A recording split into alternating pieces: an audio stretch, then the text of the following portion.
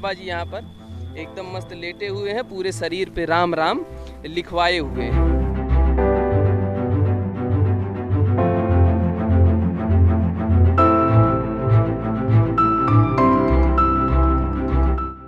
धागे को बांध कर यहाँ पर मन्नत मांगी जाती है। हाँ, मन्नत मानी जाती है, अपन कामना पूर्ण हो जाए, बाहर पैसा ला के धागा तोड़िए, मन्नत पूर्ण हो जाए तो। अच्छा, देवमई सुहाग 24 घंटा बोला जाता है बाबा जी को, बता दो। दोस्तों, ऐसा वृक्ष जो देता है मनवांछित फल, आज ऐसे ही वृक्ष के पास हम यहाँ पर मौजूद हैं। इसे कल्प वृक्ष के नाम से जाना जाता है। यह स्वर्ग का वृक्ष है। कहा जाता है कि देवताओं के राजा इंद्र को यह वृक्ष दिया गया था, और इस वृक्ष के बारे में जो हमने अध्ययन किया उससे पता चला कि समुद्र मंथन के समय यह वृक्ष निकला था, और जो देवताओं के राजा हैं इंद्र, उनको यह वृक्ष दिया गया था। उन्होंने हिमालय के उत्तरी क्षेत्र में इस वृक्ष की स्थापना की, जिसे कहा भी गया, कई जगहों पर यह उल्लेख भी किया गया है कि ये इसकी स्थापना स्वर्ग में की गई है।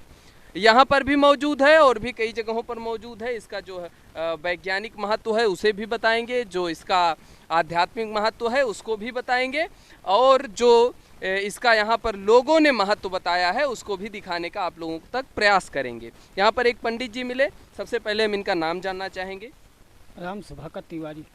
तिवारी जी बताएंगे, हमारे दर्शकों को दिखाएंगे कि इस वृक्ष का जो यहाँ पर लोग आते हैं अपनी मनोकामनाओं को लेकर आते हैं, और ऐसा कहा जाता है कि इस वृक्ष पर जो भी मनोकामनाएं मांगी जाती हैं, इसके नीचे मांगी जाए या इसकी परिधि में जो भी मनोकामनाएं मांगी जाती हैं वो पूर्ण होती हैं।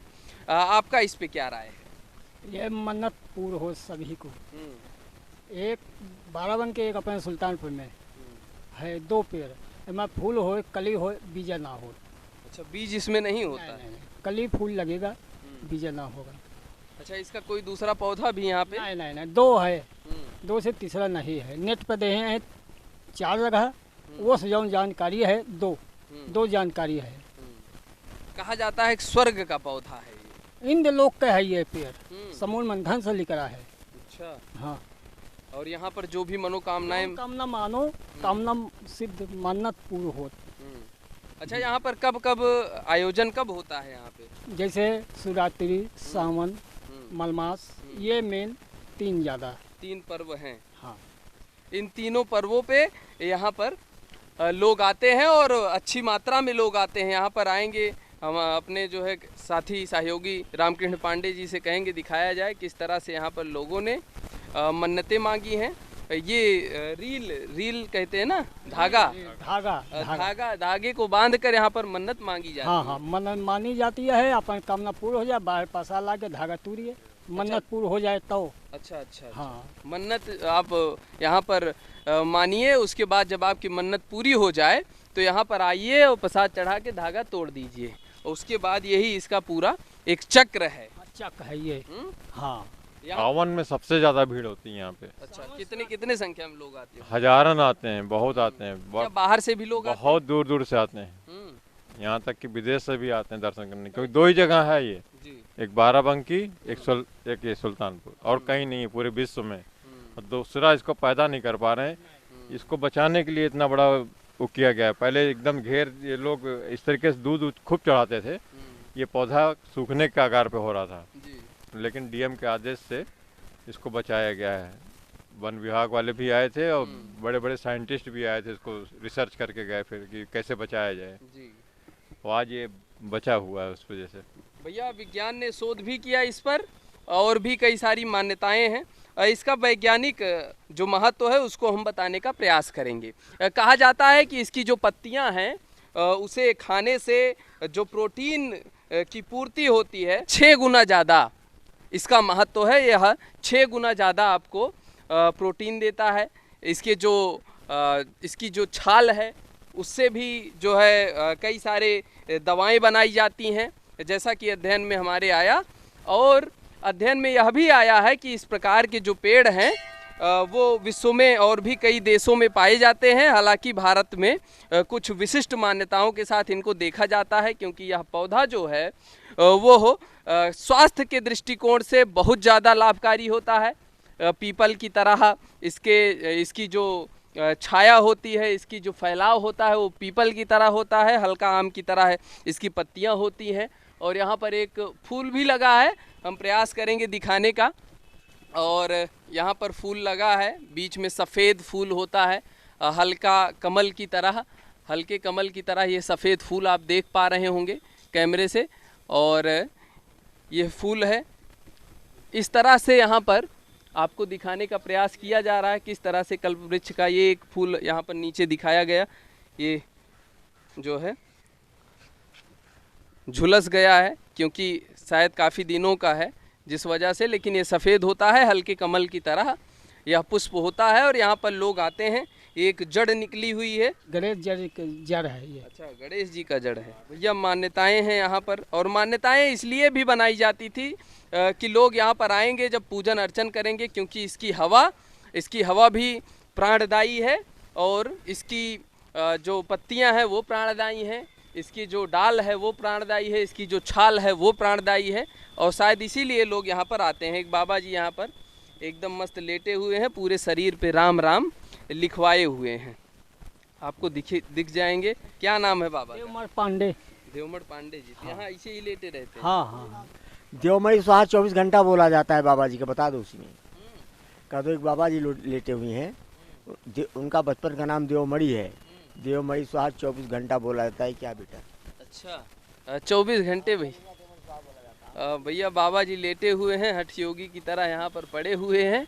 और भी यहाँ पर लोग आए हैं, हम इनको भी घुमा कर दिखाना चाहेंगे।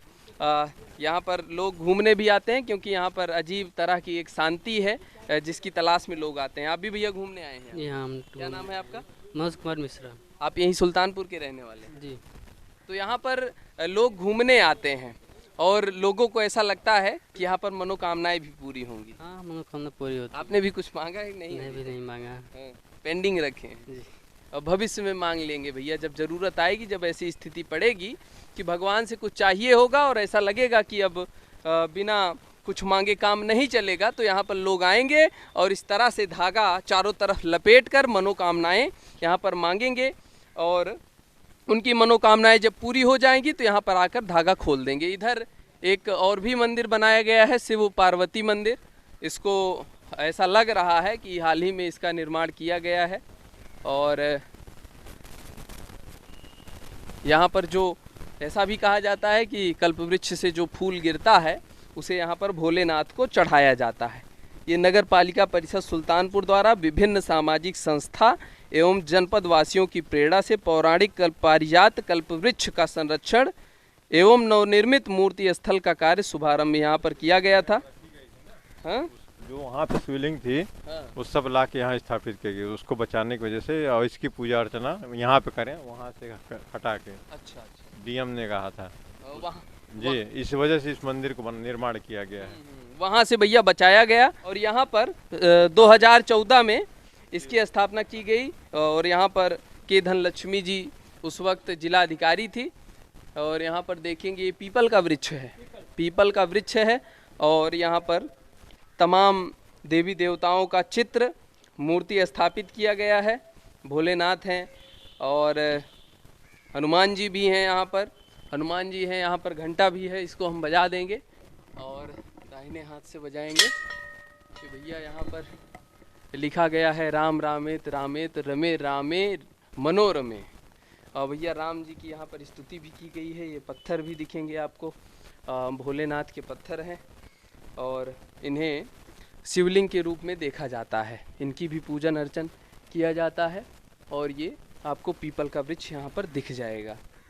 ये एक सफ़ेद शिवलिंग, और उस पर ये जल की बूंदें टपक रही हैं।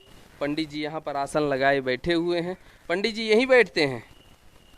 हाँ, पंडित जी यहीं बैठते हैं। और जो दर्शक आएंगे और जो भी श्रद्धालु आएंगे यहाँ पर आपसे मुलाकात करेंगे। हमें भी टीका उका लगाएंगे कि नहीं लगाएंगे?